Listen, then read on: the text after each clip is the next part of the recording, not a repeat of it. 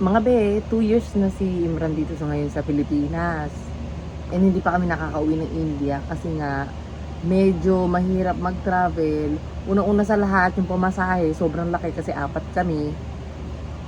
And kung gagastusin namin yung pamasahe pa uwing India, eh may mas importanteng mga bagay na kailangan namin dito sa Pilipinas. So, next time na lang kami nagpaplano na umuwi ng India. But inshallah, uuwi kami. Kasi wala na kasing nanay tsaka tatay si Imran. Kaya, hindi naman niya pinaprioritize o hindi niya priority pag uwi sa India. Kasi, yung lolo tsaka lola ng mga bata, dito naman sa Pilipinas. Doon, tita na lang ni mga nandun tsaka tito niya, mga pinsan. Anyway, kailangan din nila makilala, di ba? Si Ana nakauwi na doon sa India, pero si Rehan hindi pa. Ano pa ba? Yung 2 years na kasi Imran dito, nakakaintindi na siya ng konting Tagalog. At ano pa ba? Nakaka-adapt na siya sa mga kultura dito sa Pilipinas, which is hindi naman masyadong mahirap mag-adapt dito. And gusto naman niya dito sa Pilipinas. Araw-araw nga siya naghahatid sundo sa mga bata. Ayan. And okay naman. Wala naman siya reklamo. Nakakain naman niya yung mga pagkain niya rito, yung mga Indian food kapag nami-miss niya. Kumakain din naman siya ng Filipino food. So yung mga nagbabalak dyan na mag-asawa ng Indiano and mag-settle dito sa Pilipinas, go lang kayo.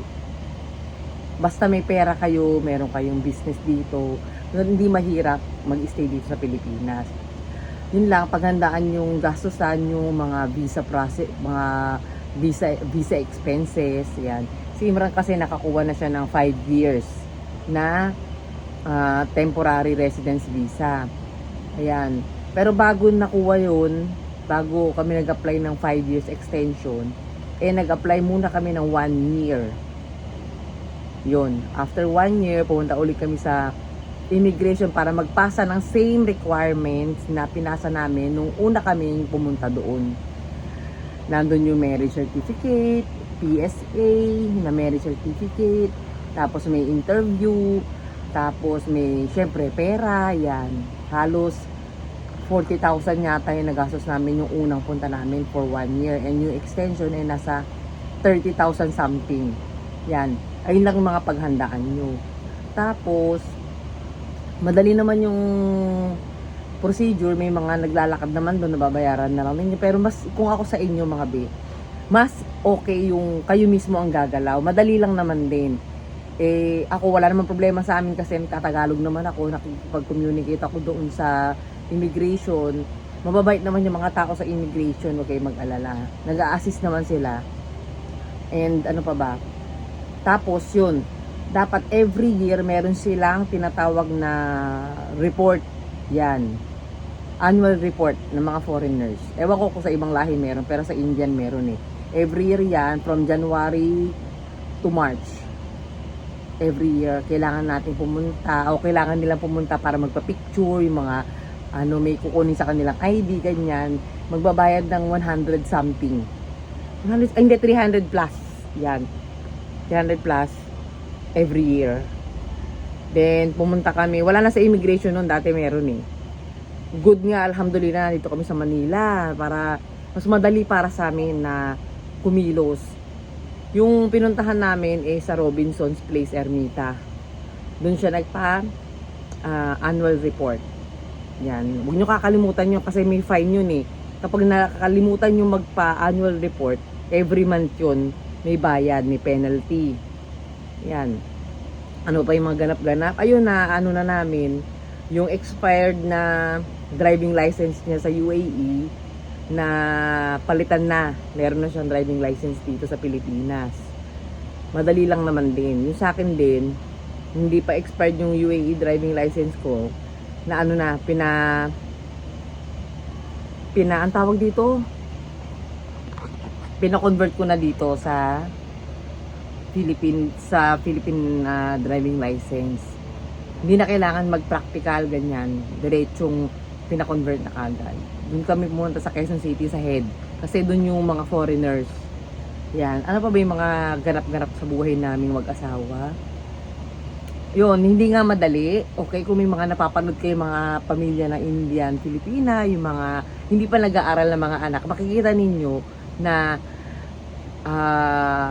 uwi sila sa Pilipinas, punta sa India, yan. Lalo na yung mga isang anak lang, yan, kasi libre pa yun sa pamasahe. Kami kasi, si Anan, makukonsider na yan na adult. Okay? At hindi biro. At isa pa, si Rehan, medyo makulit nga. Nakikita naman ninyo sa yung mga namin, follower namin, nasa Facebook din kami, tsaka sa TikTok. Yan, The Qureshi Family. Makikita nyo yung mga anak ko doon madalas. Dito kasi hindi ko alam pwedeng i-upload eh. Sayang kasi to, sabi ng anak ko, Mami, ba't di ka mag-upload dito sa YouTube?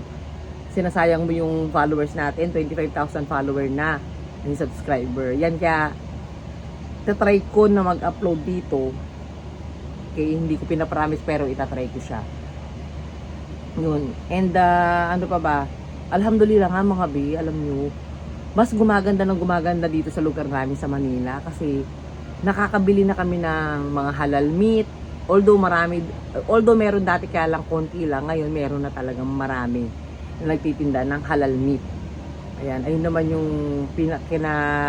tutuwa ko sa lugar namin. And ano pa ba? Yun lang muna yung update ko sa inyo mga babe. At mainit ngayon. Summertime. Yun pala, may nakalimutan akong banggitin. Marami nagtatanong kung Ate Sai, okay ba na ano ma-advise mo? Kasi may mga couple dito na hindi nila alam kung saan sila mag-settle, sa Pilipinas or sa India.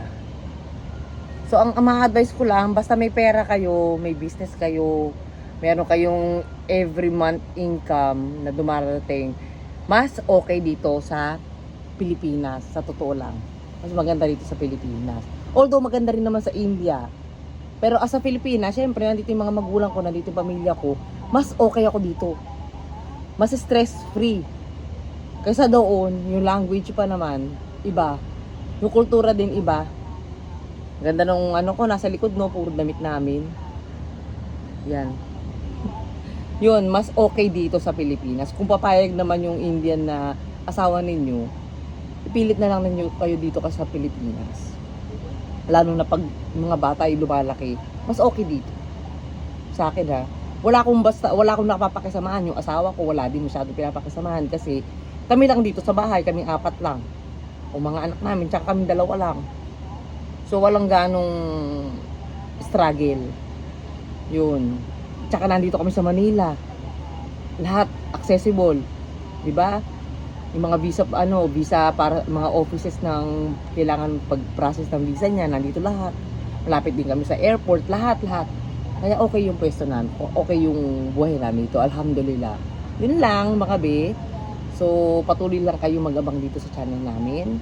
Kung mag-upload ako, hindi ko alam kung kailan pa. Inshallah, dadalas ako mag-upload.